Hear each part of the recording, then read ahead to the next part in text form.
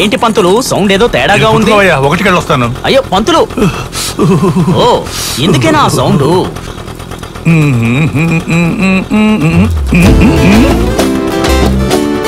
దేవుడు,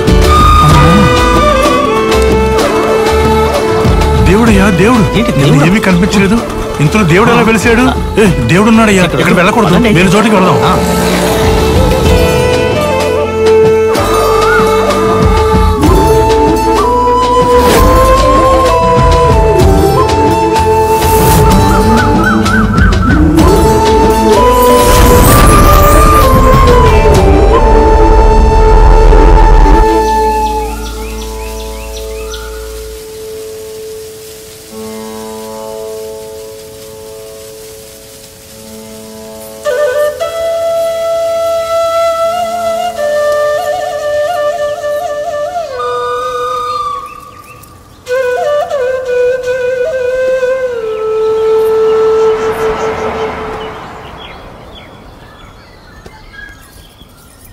పిండి పులిసిపోయింది.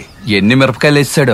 ఒక డౌట్ అనియా. రేయ్, ఒక బోండా టీపించి ఎన్ని ప్రశ్నలు అడుగుతావురా? ఏంటి ఆ రాయి? ఏ దేవుడు? ఏ రాయి? ఆ రాయి. అన్నా చక్కెర తక్కువ వేసి 2 టీలు పెట్టాము. రేయ్, అది నీ కంటికి రాయిలా కనిపిస్తుందా?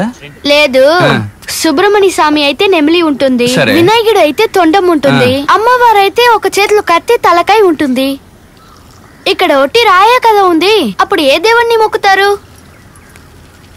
మనస్ఫూర్తిగా నమ్మి కొలిచే వారికి అది శిలలా కనిపిస్తుంది. అర్థం కాలేదే.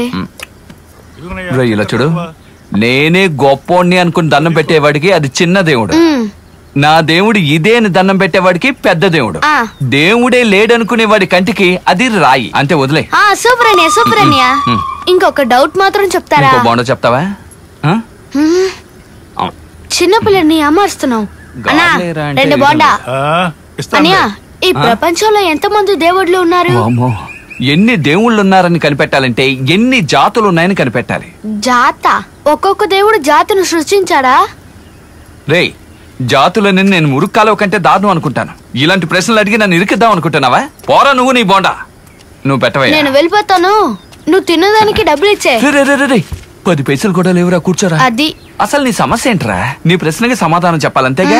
ఇలా చూడరా తమ్ముడు, దేవుడే మనుషుల్ని పుట్టించాడు, కానీ మనుషులే దేవుణ్ణి పుట్టించినట్టు తిరుగుతున్నారు.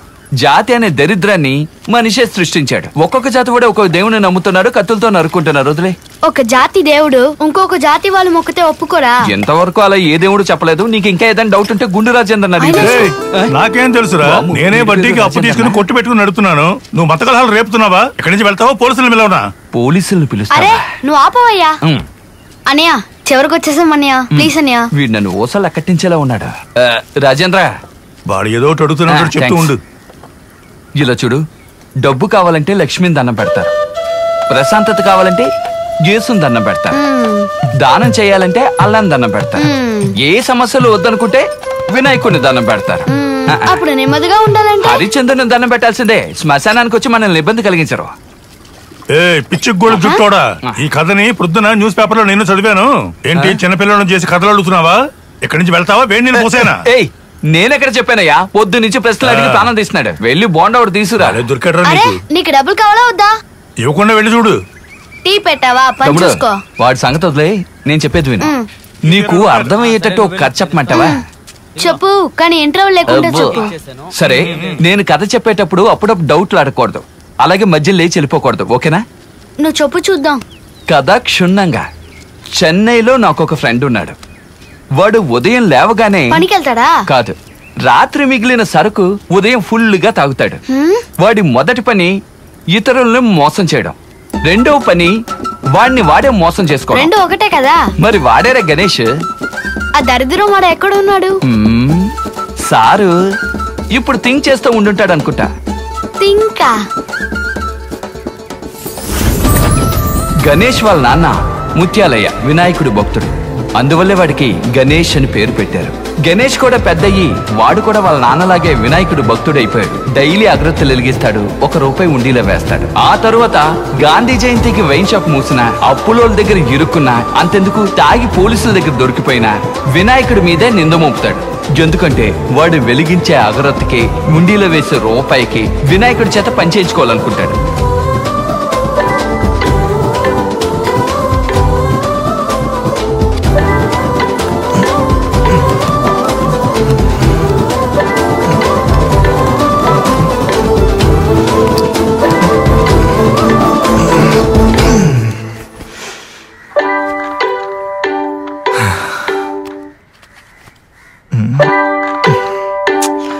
పొద్దునే ఎక్కకి పని పాటలేదు.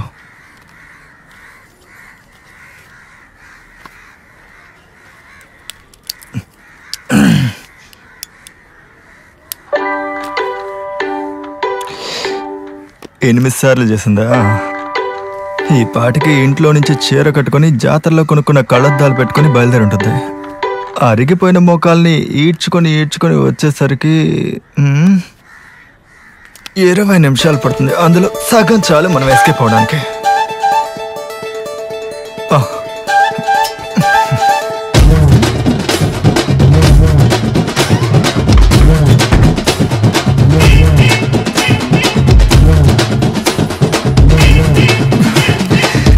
Hi, good morning.